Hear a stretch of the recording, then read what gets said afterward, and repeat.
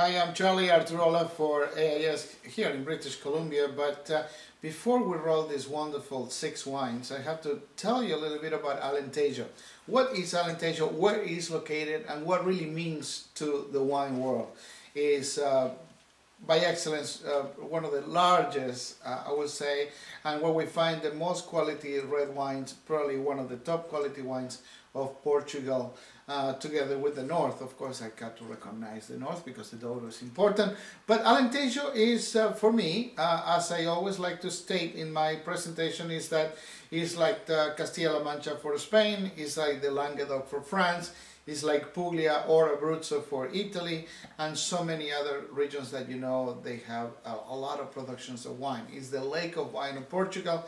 Alentejo means beyond the Tejo River, which if you go by history, by the way, 2000 years ago the Romans called this wonderful river that cuts Portugal in two. If you've ever been in Lisbon, you will actually prove that this is a very extensive river that cuts in the middle the whole Portugal and a little bit of central Spain. The Tagus in Portuguese, we call it Tejo. Alentejo means beyond the Tejo River. So I heard this is very new in 2014. Finally, we're not going to have any more all these wines, because we do have Ribatejo, we have Tejo and Alentejo in the labels back here, and everything is going to be unified because of the European community, which is great if you are studying wine out there. So why is Alentejo so important? It's very arid, it's very extreme conditions of climate. We have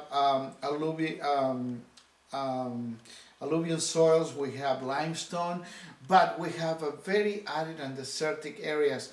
In the very south of the Alentejo, I mean, if you actually look the opportunity of go to a map and see how big and large is this region, you have all different kinds of hot climates, very organic soils, of course, apt for grapes that you probably never heard before. Some of them very hard to pronounce, but very easy to drink, as a friend of mine will say.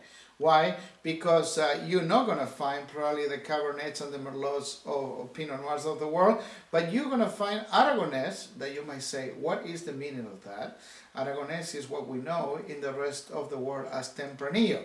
Then we have Afrocheiro, then we have Moreto, then we have a grape that is very spread throughout the map of Portugal, Alicante Bouschet. And we have Tinta Cao, Tinta Miúda, and all those indigenous grapes that we know throughout the map in Alentejo. These comarcas, or provinces, or areas, that they actually put together. Extremos is probably one of the most famous areas for good wine. Actually, Extremadura is on the right-hand side, on the way to the Spanish border, and you have to really travel that area to find out that this part of Portugal is not only about grapes, it's also about olives, of course, and something that is very important for the wine business, which is oak trees. We have these big trees for hundreds and hundreds of years, and I have to say I was so young traveling that area with these very southern clay soils in the middle of summer, August, September, going very south to Algarve, very touristic area of Portugal, and I find out that these wines from Syrah to Afrocheiro to Moreto to Alicante Bouschet, and why not some Cabernet Sauvignon, are those grapes that they apply better in this hot weather. So we are in front of wines that are very lush. I say lush because they are very generous in fruit.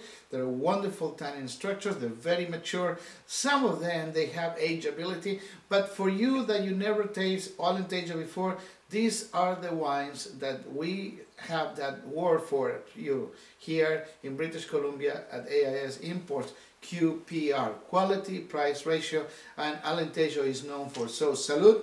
This is Charlie Arturola. Saúde.